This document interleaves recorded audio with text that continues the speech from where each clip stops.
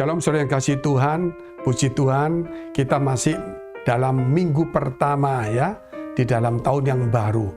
Belum terlambat saudara kita untuk mendekatkan diri kepada Tuhan. Justru waktu inilah, saat-saat inilah, situasi masih belum seramai seperti biasanya. Karena orang masih ada persiapan, mereka masih ya dengan suasana baru, ada sesuatu yang belum normal atau seperti biasanya. Sebab itu kita kesempatan untuk meningkatkan iman kita, doa kita. Karena apa yang dimulai yang di awal itu lebih akan menentukan juga di akhir. Tetapi juga saudara harus tahu, kalau kita jalan kita di depan, langkahnya awal yang pertama benar, pasti ujungnya benar.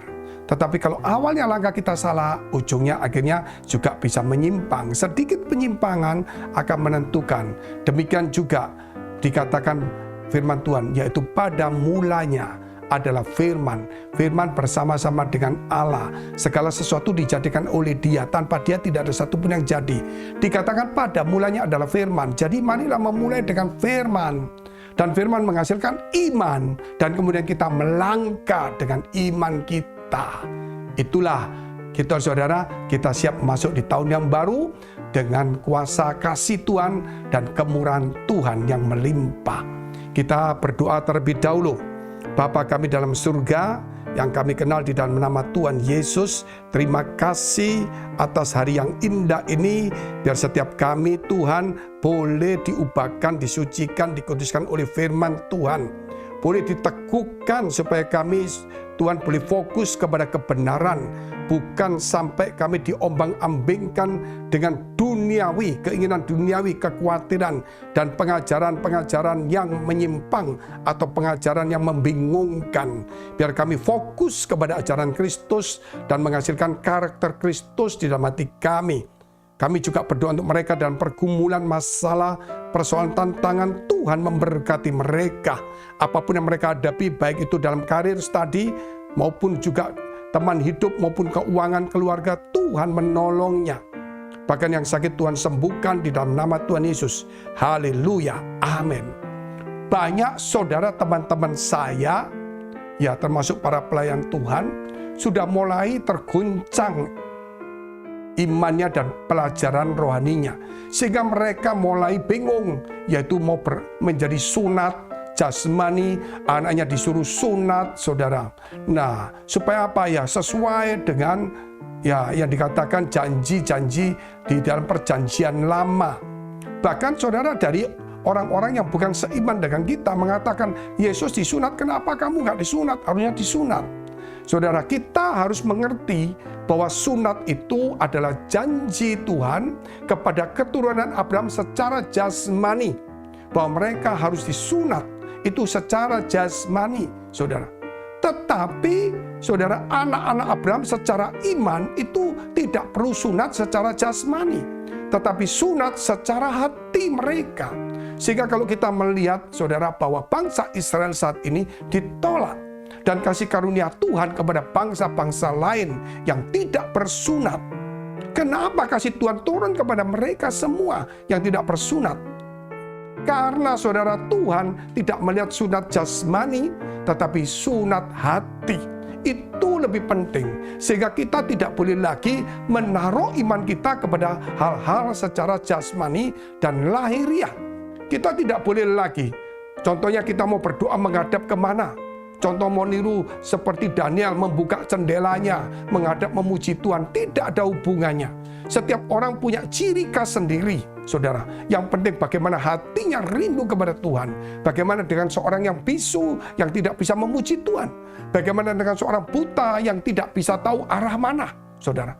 Tetapi yang pasti adalah hati itu sendiri. Mari kita lihat Roma 2 ayat 28 dan 29. Yaitu berbicara tentang sunat. Ini ayat yang luar biasa, saudara. Yang memang saudara akan jumpai. Dan itu membuat kita menjadi tenang dan percaya apa yang Tuhan katakan. Kita lihat dulu ayatnya. Sebab yang disebut Yahudi bukanlah orang yang lahiriah Yahudi. Dan yang disebut sunat bukanlah sunat yang dilangsungkan secara lahiriah. Sekali lagi saya bacakan. Sebab yang disebut Yahudi bukanlah orang yang lahiriah Yahudi. Dan yang disebut sunat bukanlah sunat yang dilangsungkan secara lahiriah. Tetapi orang Yahudi sejati ialah dia yang tidak nampak keyahudiannya. Dan sunat ialah sunat di dalam hati secara rohani, bukan secara hurufiah. Sekali lagi saya bacakan. Tetapi orang Yahudi sejati ialah dia yang tidak nampak keyahudiannya. Dan sunat ialah sunat di dalam hati secara rohani, bukan secara hurufiah. Maka pujian baginya datang bukan dari manusia, melainkan dari Allah. Jikalau kita sunat secara jasmani, mungkin kita menjadi orang Yahudi secara jasmani. Tetapi padahal kita bukan orang Yahudi, saudara. Tetapi yang disebut Yahudi yang sejati itu tidak menunjukkan keyahudiannya. Jadi tidak perlu saudara disunat. Tetapi banyak orang disunat supaya dapat pujian manusia. Oh, ini orang bukan kafir. Tidak ada hubungannya. Kita harus dipuji Tuhan bukan oleh manusia. Yaitu sunat hati. Yaitu sunat yang sesungguhnya. Itu bukan sunat secara jasmani. Tetapi sunat secara hati. Itulah yang akan dapat pujian dari Allah, bukan dari manusia. Jadi saudara, tidak ada lagi hubungannya. Sunat itu sudah berulang-ulang kita mendengar, tetapi masih toh ada guru-guru palsu, guru-guru yang bukan palsu juga mungkin yang dangkal imannya, yang pengertiannya tidak dalam. Ngomongnya itu saudara sudah mulai ya ke arah hal jasmani lahiriah. Kalau ibadah harus pakai pakaian warna ini supaya ada hadirat Tuhan datang. Itu sudah tidak ada hubungan lagi. Secara fisik aja kita tidak boleh lagi menghadap kemana, tidak ada. Sesuai saudara dengan iman kita masing-masing. Yang penting bertumbuh, hormat dan takut akan Allah. Menjadi pelaku firman dan mau dituntun oleh Roh Kudus. Peka, itu paling penting. Kita lihat dulu bagaimana dengan perjanjian lama.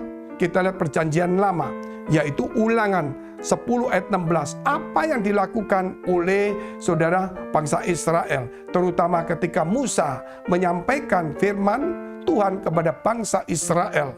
Yang kita tahu bahwa Musa itu juga orang Yahudi, orang Israel, membawa 10 hukum Allah. Dialah yang membuat hukum Taurat. Tapi kita lihat dulu ayatnya.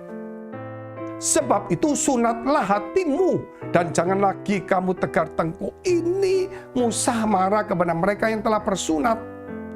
Jadi mereka sombong dengan sunat mereka bangsa pilihan. Sehingga Musa berkata, sunatlah hatimu, jangan tegar tengkuk, saudara. Sunatlah hatimu, jangan melawan, jangan berdebat, saudara. Sunatlah hatimu, jangan kita semua orang itu merasa bangga dengan tampilan jasmani kita, lahiriah kita. Jangan orang yang tegar tengkuk, tapi sunatlah hatimu. Sebab itu kalau kita lihat, yaitu Yeskiel 36 ayat 26, gak usah dibaca. Bahwa aku akan memberikan roh yang baru dan hati yang baru kepada bangsa ini. Yaitu hati yang taat dan roh yang baru. Itu berarti akan terjadi. Kapan digenapi? Ketika Yesus turun ke dunia. Sehingga dia mulai berkata, saudara, ketika engkau memberikan persembahan dan engkau ada sesuatu perselisihan dengan saudaramu, tinggalkan persembahan itu, berdamai terlebih dahulu. Jadi Tuhan tidak bicara lagi secara fisik, secara lahiriah, tetapi secara hati. Bahkan Tuhan juga berkata, kalau hukum Tuhan berkata siapa berzina berdosa. Tapi firman Tuhan Injil mengatakan siapa melihat perempuan dan mengingini, dia sudah berzina di dalam hati. Bahkan Tuhan juga berkata, saudara, bangsa ini memuliakan aku dengan bibirnya, hatinya menjauh. Percuma mereka beribadah, bicara tentang hati lagi, saudara. Bahkan Tuhan katakan juga bukan yang masuk makanan ini yang najis karena dia akan dibuang ke bawah, tapi yang keluar dari mulut kita itu yang najis, yaitu perkataan. Tuhan mengajarkan seperti itu. Itulah Tuhan menggenapi, sehingga hati itu lebih penting. Percayalah, hatimu kalau bersih, pasti masa depanmu bersih. Yakinlah, Tuhan akan menolong kita. Mari kita berdoa. Terima kasih atas firman-Mu, memberkati kami semuanya, menyucikan kami, membuat kami semakin kuat, dan tetap fokus kepada ajaran Yesus, menjadi pelaku firman, dan mencerminkan kebenaran melalui karakter perilaku hidup kami. Dan kami siap dituntun oleh Roh Kudus di dalam nama Yesus Kristus, supaya setiap kami diberkati Tuhan dalam pekerjaan rumah tangga, dijauhkan dari segala bencana, sakit, penyakit, dan kuasa kegelapan. Jika dia di antara kita, saudara, engkau yang punya pergumulan masalah persoalan tantangan, baik keuangan keluarga, maupun juga karir, studi, maupun teman hidup, tumpangan tanganmu di bagian dada. Engkau yang sakit, tumpangan bagian yang sakit. Di dalam nama Yesus, jadilah sembuh, jadilah pulih, jadilah kuat dan diberkati Tuhan. Haleluya. Amin. Siap melangkah pada tahun yang baru bersama Kristus dengan fokus ajaran Yesus dan karakter Kristus.